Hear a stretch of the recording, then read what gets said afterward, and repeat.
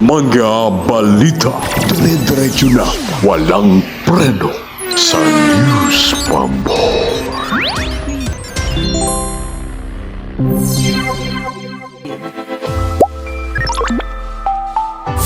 News Pambo.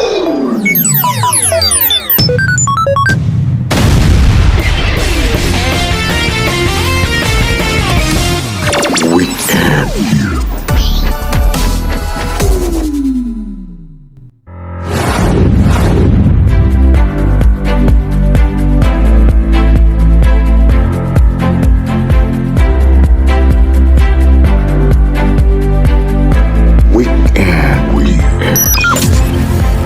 Hi, mga parikoy, mga marikoy, today is November 29, 2025. Malapit na po ang Pasko, 26 days na lang, Christmas na.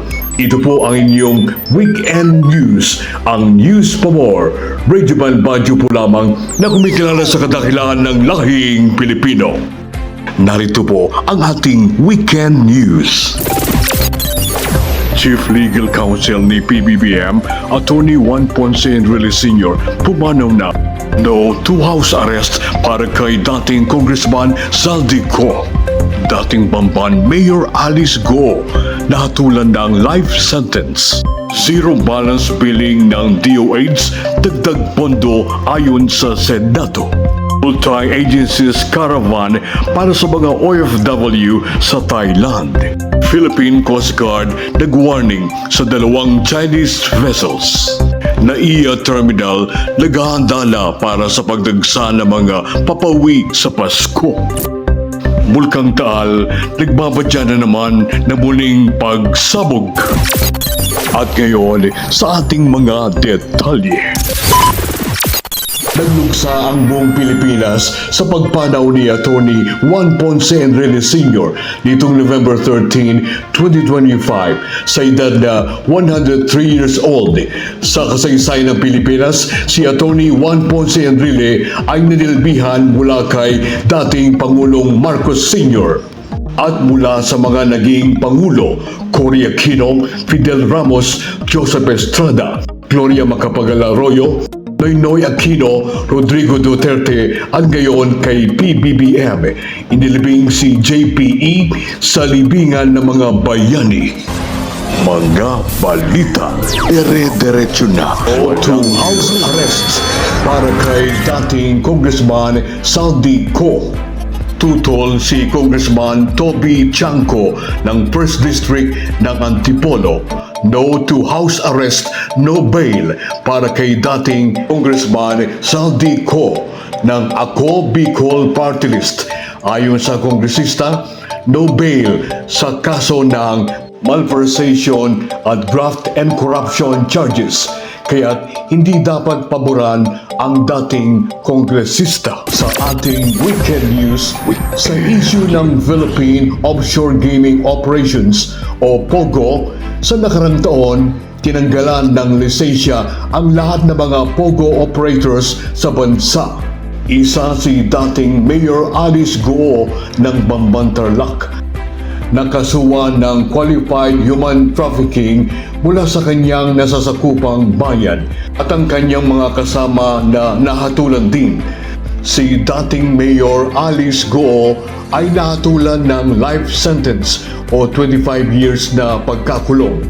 Para sa mga senador, ito ay isang tagumpay as justice served para sa bayan. This Senate investigation delivered unprecedented results. It helped secure a presidential executive order banning POGOs, provided evidence towards a guilty verdict, sending a criminal to prison for life, and contributed in the passage of the Anti-POGO Law of 2025. I am proud to consider it one of the most consequential Senate inquiries of my life's work so far.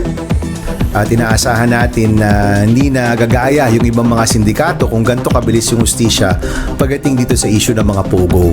Sana lang kung gaano kabilis ito, ganoon din kabilis ma-resolve yung mga issues natin pagdating sa flood control. Yan ang hinahanap ng tao.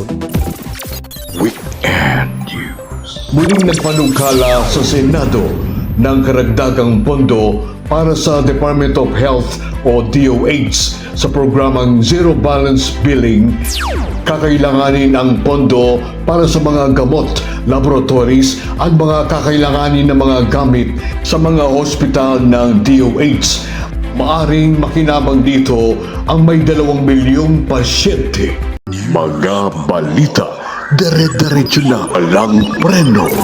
Sa programa ng Embahada ng Pilipinas, laking ginhawa at tulong para sa ating mga overseas Filipino workers ang naganap na 2025 Multi-Agency Services Caravan sa Bangkok, Thailand nitong November 22 at 23, 2025. Layunin nito upang mapabilis ang pag-facilitate at pagkuha ng mga dokumento kakailanganin ng mga Filipino migrant workers sa bansang Thailand. Nagkaroon rin ng 18-day campaign to end violence against women upang malaman ang karapatan ng mga kababaihan lalo na't sila ay nasa ibang bansa. Samantala, sa ating weekend news, Philippine Coast Guard nag-warning sa 2 barko ng China. Muling nasilayan ang 2 barko ng China sa karagatan ng West Philippine Sea. Nagpamalas ng tapang at nagbigay ng babala ang Philippine Coast Guard na ang mga ito ay nasa teritoryo ng Pilipinas at walang permiso.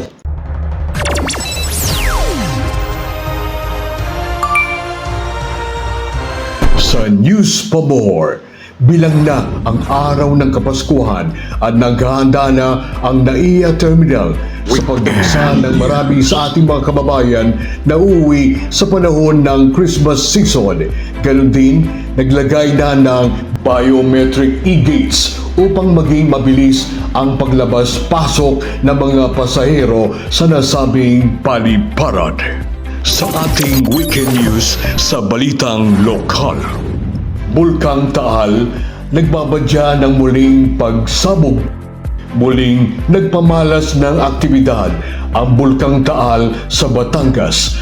Ayon sa DOST PHIVOLCS, nagpamalas ng phreatomagmatic eruption ang Taal Volcano. Nasa Alert Level 1 ngayon ang kondisyon ng bulkan.